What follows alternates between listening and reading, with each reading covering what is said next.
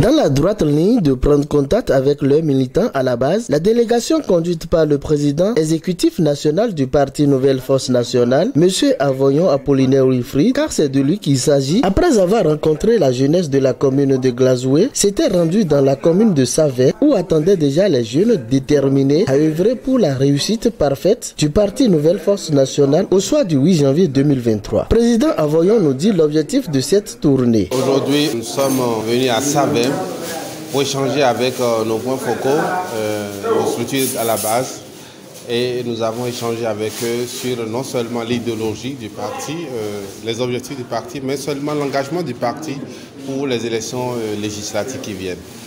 C'était une belle occasion pour des gens, même des sympathisants qui sont venus et qui ont posé des questions très importantes. Vous comprendrez en réalité l'histoire de Savès retient que c'est des gens de lutte, c'est des gens qui ont des convictions fortes. Je voudrais saisir cette occasion pour vous dire que ce que j'ai entendu à Savès ici m'écoeure beaucoup parce que il y a beaucoup la question de sous-emploi, la question de chômage est galopante et les gens ont exprimé leur ras-le-bol et la question de la cherté de la vie, on est revenu là-dessus ici. Mais au-delà de ça, c'est-à-dire, vous connaissez l'histoire de Savès, il y avait beaucoup de certaines entreprises comme les 3S qui faisaient des sucres. Aujourd'hui, ces entreprises n'existent plus et celles qui sont là, c'est dans des situations très dégradables. Je pense en réalité que c'était des opportunités pour nos députés de la 8e législature de demander au gouvernement qu'est-ce qui est fait pour que Savès puisse retrouver ses lettres de noblesse en tant que créateur de richesse, créateur d'emplois. Aujourd'hui, nous n'avons pas eu l'occasion de voir ça. Et j'ai eu l'occasion de leur dire, le 8 janvier 2023, nous avons une responsabilité devant l'histoire. Nous devons nous poser la question, quel type de député nous voudrions avoir? C'est une question que je pose souvent. Et chaque Béninois doit pas se poser cette question pour dire aujourd'hui que nous sommes 82,67% des jeunes. Aujourd'hui que nous sommes majoritairement des jeunes et que ceux qui dirigent ce pays entre 50 et 70 ans ne sont que 4,2%. Et je pense en réalité l'occasion nous est donnée de dire non. L'occasion de nous dire notre ras-le-bol que nous devons restaurer. Nous devons revoir en réalité quel type de député nous envoyons à l'Assemblée et pouvoir orienter les choses telles que nous le souhaitons. Je ne suis pas surpris par rapport à la curiosité dans les interrogations, surtout pas les militants, mais les sympathisants qui sont venus à la rencontre, qui pour eux se voient toujours en réalité dans un marché de dupes, où voilà, à la veille des élections, on vient leur mentir, on les a rassurés pour dire ceci. Ce n'est pas au niveau national que nous allons décider de qui sera candidat. Et dès cet instant, qu'ils ont l'opportunité de choisir qui va les représenter, qui sont ceux qui seront leurs candidats, leurs représentants, en réalité, ils ont la large mesure de pouvoir changer le cours des choses.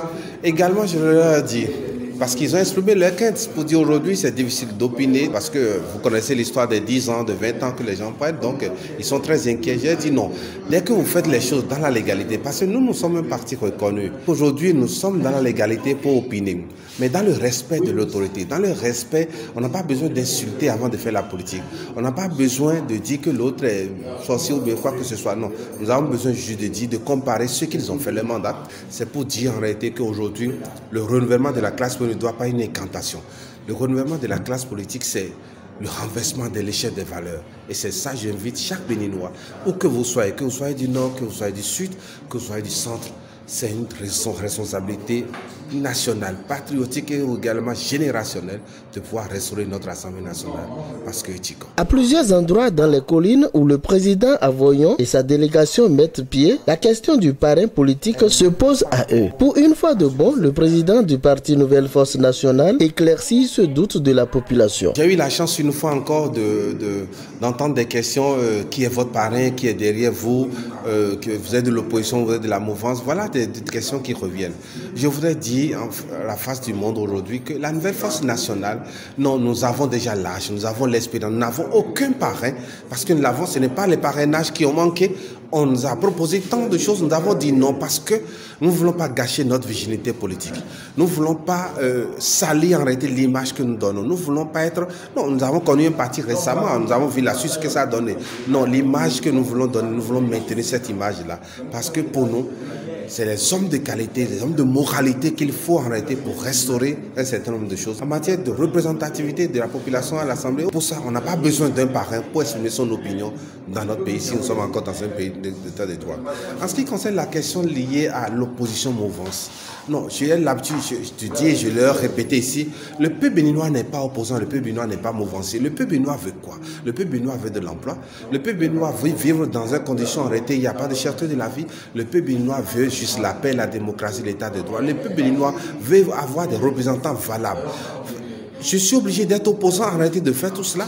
Parce que dans les grandes démocraties, c'est des idéologies qu'on oppose. Ici, quand vous parlez d'opposants mouvanciers, on a l'impression que vous déclarez une guerre. Et ça, c'est à quoi? Et je suis allé plus loin pour le dire. Ceux qui sont de l'opposition aujourd'hui, ceux qui sont de la mouvance, qu'est-ce qu'ils ont fait de meilleur depuis tant de 32 ans d'années de démocratie? Qu'est-ce qu'ils ont pu faire? C'est vrai, ils ont fait ce qu'ils peuvent aujourd'hui. Mais quand un régime vient, on voit les mêmes personnes deviennent mouvanciers ou quand ils ne trouvent pas leur compte, ils deviennent opposants. Et quand ils trouvent leur compte, en réalité, ils sont mouvanciers. Ce n'est pas des gens de conviction. Ces gens qui n'ont pas quelque chose, une offre politique à donner à la population. Nous venons avec une offre. Une offre concrète. Par exemple, on a évoqué ici la question de la réforme. La première réforme qu'on doit faire, c'est la réforme de notre système éducatif. Parce que ceux qui font des objets, des salons, des portables que vous avez autour de vous, ce n'est pas des gens qui ont des niveaux bas plus... non, c'est des gens même avec un niveau BPC bas. Mais pas bac, vous comprenez? Il faut réformer notre éducation. Je voudrais dire au peuple béninois que dans notre cadre législatif, l'éducation de base va jusqu'au BPC, mais c'est une connerie. L'éducation, on n'a pas besoin d'aller jusqu'au BPC. Ailleurs, on parle encore chez nous encore de CEP. Vous pensez enregistrer ces diplômes, c'est à quoi aujourd'hui? Pourquoi traumatiser les enfants pour dépenser tant de milliards? Donc, autant de réformes que nous portons aujourd'hui et que les jours prochains, nous allons vous présenter le contenu de notre offre politique. Parce que nous ne venons pas vous dire, nous sommes sur Yahi, donc votez pour nous, nous sommes sur Talon, votez pour nous, nous sommes contre Yahi, nous sommes contre Talon. Non, le peuple ne se résume pas à Yahi, à Talon. Le peuple ne se résume pas aux opposants mouvanciers. Le peuple se résume à ses revendications, à ses déshydratants. Donc, pour nous, on n'a pas besoin de s'allier. Nous sommes des non-alliés et nous confirmons ça. Parce que pour nous, il faut renverser les chaînes des valeurs.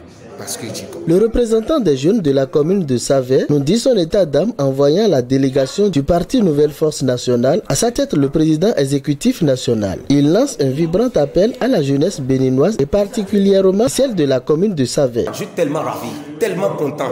Si vous pouvez m'opérer et voir mon cœur, parce que les gens, si je les dis, il faut laisser. Ceux-là n'ont pas, il faut laisser. Mais quand j'ai commencé par parler aux gens, et je suis là dans les forums, je montre aux gens, les gens sont tellement contents. Effectivement, c'est vrai que la chose là aura lieu aujourd'hui, le samedi. Ceux de Wessé aussi ont appelé jusqu'à présent. Que VP. Je suis tellement content. Je vais les rassurer là-bas aussi à Wessé. Que dans quelques instants, ils seront là-bas. Parce qu'ils ont parlé de 15 heures. Bientôt maintenant, ils seront là, à Wessé. Je suis tellement content. Mon message est que tout le monde n'a qu'à mettre dans la tête, depuis plus de 10 ans maintenant, je vais dire qu'on est en train de se pourrir. Et les choses ne vont pas. Le prix des tomates, le prix du charbon, le prix du maïs, le prix du manioc, le soja. On a vu même le soja qui est coupé avant 25 francs. Si tu vois ça maintenant, là, c'est 4 maintenant qu'on coupe le prix du soja de 25 francs avant. Donc aujourd'hui, maintenant, j'appelle la jeunesse de Savè, la jeunesse de Gogoro, Okonfo, Wessé, Motewo, Atese, Alafia, de tous les arrondissements de la colline, qui n'ont qu'à essayer maintenant de revenir à eux-mêmes, qui n'ont qu'à mettre la balle à terre. On a déjà maintenant notre bâton de pouvoir, il veut s'atterrir. Et ça doit atterrir dans un bon lieu. Moi, je sais ça. Qui compte sur NFN. On est là. Au soir. Beaucoup de gens ont poussé leur curiosité pour comprendre l'explication sur le logo de ce parti politique. Monsieur Apollinaire Wilfried Avoyon explique. Le logo, vous savez, c'est simple. Pour ceux qui connaissent l'histoire de l'aigle, l'aigle ne rate pas. L'aigle prend son temps pour préparer toutes les choses et c'est ce que nous faisons. Et l'aigle, quand il vient pour saisir sa proie, l'aigle ne rate pas. Et le trône qui est sur notre logo symbolise en réalité le pouvoir. Et vous voyez même, récemment, il y a eu des trucs qui sont déportés. Et nous n'avons pas su, peut-être que ce trône-là allait revenir au Bénin. Nous l'avons déjà identifié avec un trône puissant. Peut-être qu'il allait revenir. Et pour nous, nous sommes à la conquête. Parce que quand vous créez un parti politique, c'est aller à la conquête du pouvoir, l'exercer et pouvoir exprimer, en réalité, mettre en œuvre votre projet politique. Et pour nous, un pouvoir ne se donne pas, un pouvoir s'arrache. Et ici, dans notre démocratie, nous allons arracher le pouvoir dans les urnes. Pas dans la violence, non, du tout pas. Donc voilà ce que symbolise notre culture comme ça. L'aigle symbolise la force de la jeunesse. L'aigle symbolise la jeunesse et le trône qui est là-dessus symbolise en réalité le pouvoir que nous allons conquérir. Et le reste, nous sommes dans un arc-en-ciel et qui symbolise en réalité le vert, jaune, rouge, qui est une couleur d'espoir, de présage et également de courage. Cette tournée entamée sur le plan national par le bureau exécutif national du parti Nouvelle Force Nationale est une excellente réussite. Car partout où cette délégation, conduite par son premier responsable, met pied, la population les accueille avec une grande joie dans leur cœur. Ce qui signifie que ce parti politique est né avec les 32 dents dans la bouche. Que de succès à vous, chers leaders.